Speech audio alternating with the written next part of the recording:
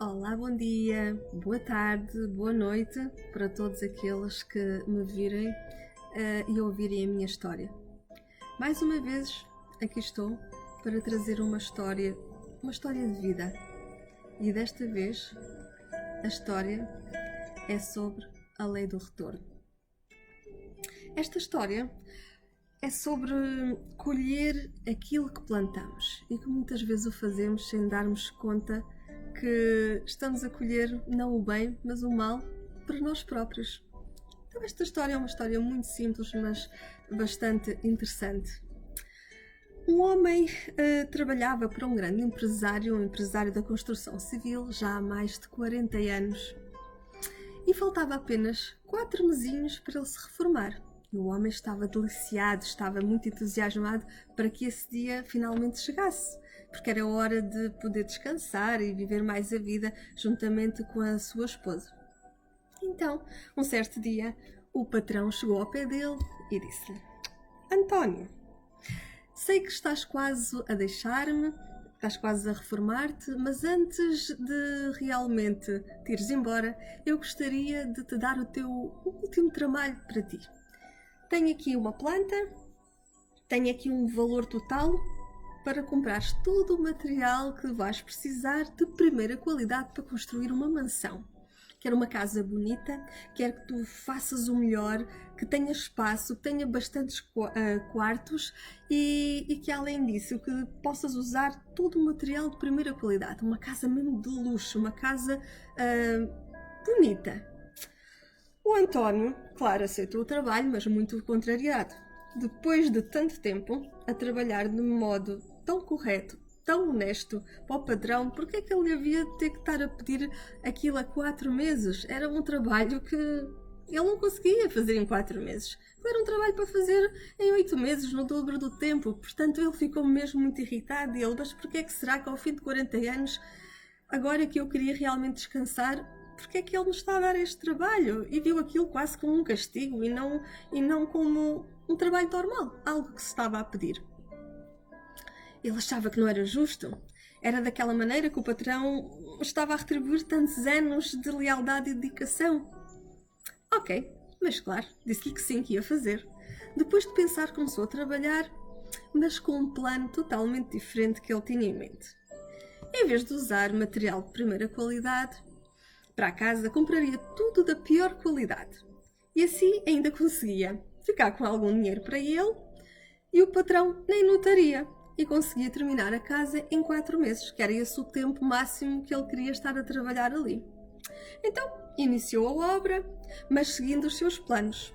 Os seus planos, usando, por exemplo, mais areia do que cimento, os ladrilhos eram dos piores possíveis, o material elétrico não aguentaria muito tempo após alguém ir viver na casa, as madeiras do telhado nem tinham sido passadas por nenhum processo de qualidade, os azulejos eram tão frágeis que rachariam em pouco tempo. Ele trabalhou bastante. Ele trabalhou dia, ele trabalhou noite, porque ele queria terminar aquilo quanto antes. E em 4 meses, a luxuosa casa estava pronta.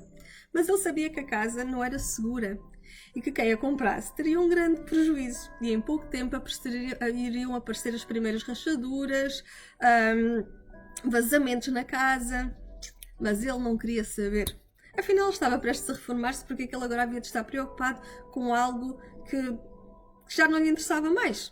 Ele só queria se distanciar daquela situação toda e poder realmente ir viver a reforma dele sem ter mais trabalho.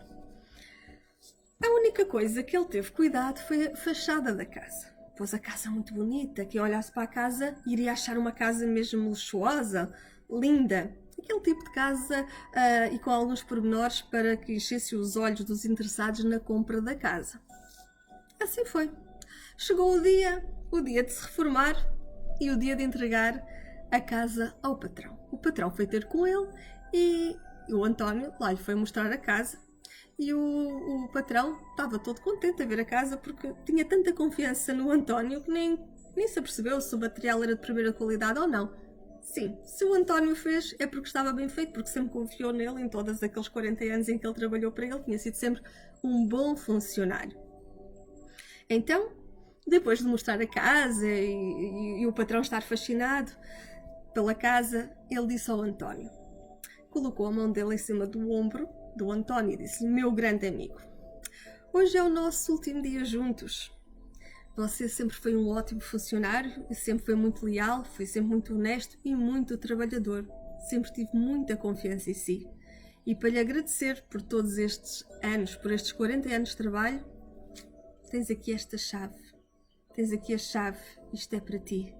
Esta casa que tu construíste, de boa qualidade, é um presente meu para você. Você merece tudo isto. O António ficou completamente chocado.